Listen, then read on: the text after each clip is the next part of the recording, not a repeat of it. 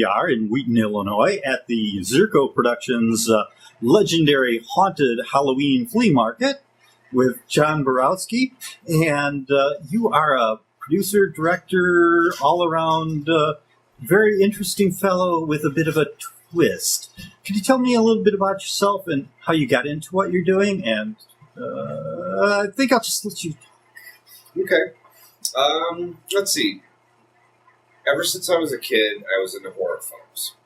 My sister got me into the classic Universal horror films, The Mummy, Dracula, Frankenstein, The Wolfman. And then when I was a teenager, graduated into slasher, and other type of horror films. Then I wanted to go into makeup, special makeup design. Very cool. So I started doing, old age makeup and making masks and, gore effects, even short films, shooting on 8mm. But I also had a love for animals, so I thought, okay, I'm not sure if I could do the film thing, so I'm going to go into zoology. Well, while I was doing that in junior college, a friend told me that the college here in Chicago, Columbia, had a film program. So I switched to film, and, that was kind of the beginning of the end for, the animal, even though now I still do some part-time work with animals as a vet technician, because I love animals and I just love being around them.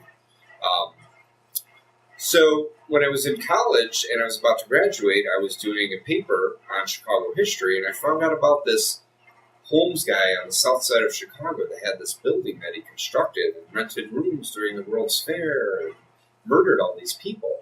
So I thought, okay, this is an interesting, first film I could make out of college. But of course, I couldn't afford to do a period piece, Victorian film. Right. I didn't have the hundreds of millions of dollars to do that. So I thought, okay, I could do a documentary. No one's ever, before, I did a film on Holmes, no one had ever put Holmes on film in any way, shape, or form. There were some books out on him. And then, of course, when mine came out, the bestseller Devil in the White City came out, so it was kind of synchronicity. And, I won some awards for H.H. Holmes, and I thought, well, okay, I've kind of fell into this niche of serial killers, why not continue? So I made a couple others. I did one on Albert Fish, the elderly cannibal in New York during the Depression, and then on Carl Panzram, who was a lifetime prisoner who was abused in these early American prisons, and then he killed others as revenge for what was done to him.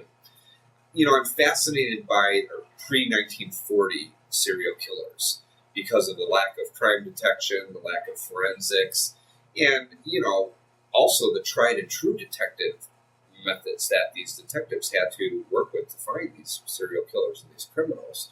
Also, how long they got away with it. Because these were some of the worst of the worst. The modern killers and criminals pale in comparison to what's like Albert Fish. When they found him, he said he would punish himself as penance for killing these children. They didn't believe him. They took him to the hospital and x-rayed his abdomen, and 29 needles showed up on the x-ray that he stuck in his body. You rarely hear medical anomalies like that. They were shocked that he survived with all these pins in his body, and for someone in his 50s, early 60s.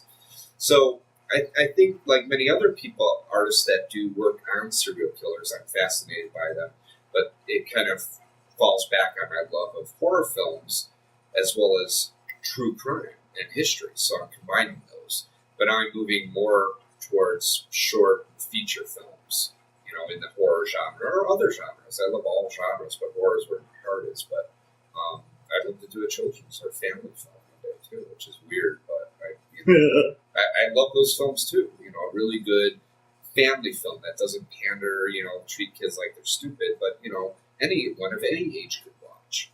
So I love all genres, and it's always been my goal and my dreams to do feature films. So with these serial killer films that I've done, the documentaries, they've brought my name out to a worldwide audience. So the good thing is, whenever I do a feature film, people are aware of, the fans all around the world kind of know my name. So hopefully they support, my further work.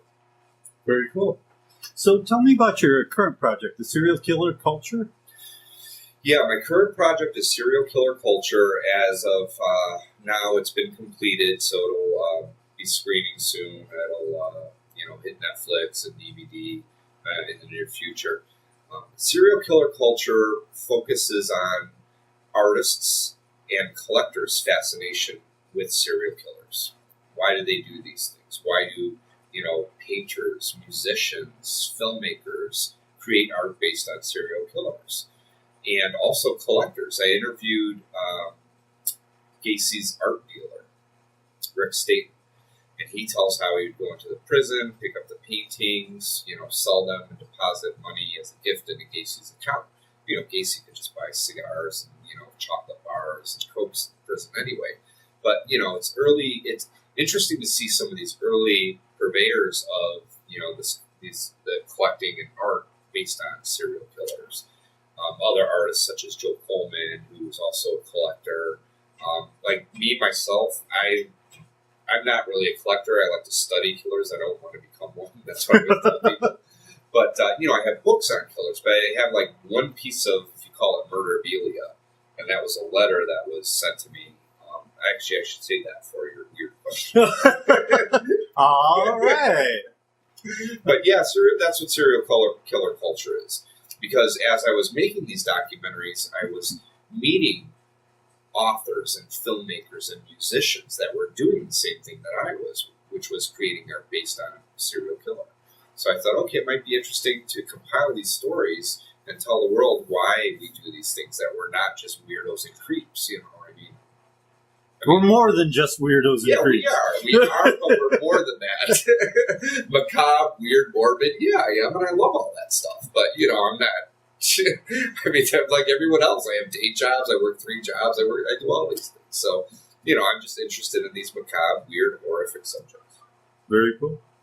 That leads me to my next question. Where do you plan on going from here? You mentioned feature films. Non-documentary, I take it? Yeah, non-documentary. I'm thinking maybe to begin with, I might do an anthology horror film. So in that way, I could create some short films and piece them together and make an anthology film. And I think that, for a low budget, I think that would be more plausible because I could tackle the shorts on their own rather than trying to tackle this huge feature at one time. Right. So, and I've always loved Twilight Zone, Creep Show, and Tales from the Crypt. So I thought, okay, that could be on right. to Absolutely. those type of things. And then, I have several screenwriters right now that are working on 2 feature ideas of mine. So I kind of gave them the idea and the basic outline, and they're writing the scripts. Low budget, small cast and crew, something that I'd be able to pull off. So, yeah, that's what's in the future. I'd still love to do documentaries because I love the research phase. I love finding out, for instance, when I was researching Carl Panzram, I couldn't find this one mugshot of his from Sing Sing prison. Couldn't find it. So at the end of the film, when I was almost done, I knew I had to go to Oregon to get his mugshot. So I called Oregon. They said, yeah, we have his mugshot. We'll email it to you. So I opened up the email, and when I first opened it, it was the back of the mugshot. But there were two backs on there. And then when I opened up the other file, they had the Sing Sing one mugshot at Oregon. So all this time Really? I was searching in New York. I went to New York State Archives. I wrote all these letters. Couldn't find it. And here it was sitting in Oregon. So some reason they must have sent it there, when he was captured, in Oregon or Sing Sing. And it was just a fluke. So I love that research and looking at all these historical records and, seeing how, crime detection and, the penal system worked, way back when. It's just fascinating. So, yeah, I'm heading towards feature films, but I'd like to do both. I enjoy both.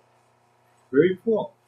Well, you already let the cat out of the bag on my weird question, but can you tell me something weird and wonderful about yourself that your fans might not know?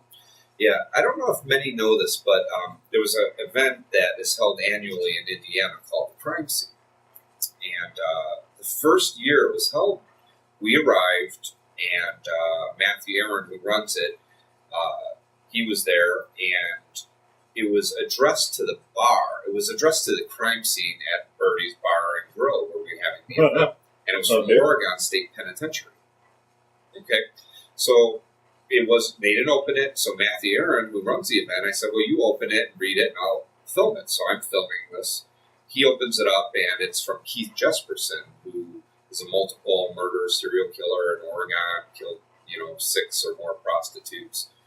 And he reads the letter, and it says, oh, dear the crime scene, I know of some of people who are there, blah, blah, blah. But who I'm really interested in is filmmaker John Borowski. And I'm filming. My heart almost stops when I hear this serial killer saying he's interested in John Borowski. I'm like, wow, this is very weird. Never happened to me before. This was a first. Mm-hmm. So then he says he wants me to make a film on his life. I've never contacted him back because I'm interested in more psychologically strange cases like Albert Fish and Ed Gein. But it was definitely very chilling. So that's the only piece of murderabilia I have. I kept that letter because I just thought it was interesting that this killer wanted me to make. So it's like, wait, if this killer knows about me, many people have to know about my work, which they do. So it's almost a compliment. Strange. Very weird. Very weird. Yes. Kind of. That goes into the creepy too. Yes. And I didn't write him back, and because you never know if this guy's released. I don't want him to come after me. Why didn't you make my movie? Right? He still might come after me. Hey. Well, thank you so much, John. Do you have anything you like to add? Website address? Yeah, my main website is johnborowski.com. It's just my name. In the future, I'm building a site for my company, Waterfront Productions, which will encompass, all, because I've just got way too many sites now. I think I have 6 or 7, and I want to have my company site, and those will all point back. So, you just type up serial killer documentary or my name. JohnBorowski.com. Yeah, JohnBorowski.com. You can find me. It's out there. Or you just type in H.H. Holmes film or Albert Fish, one of these films. I'm all over the internet. So, from Wheaton, Illinois, this has been the Weird Review. Thank you so much, John. Thank you. Thanks.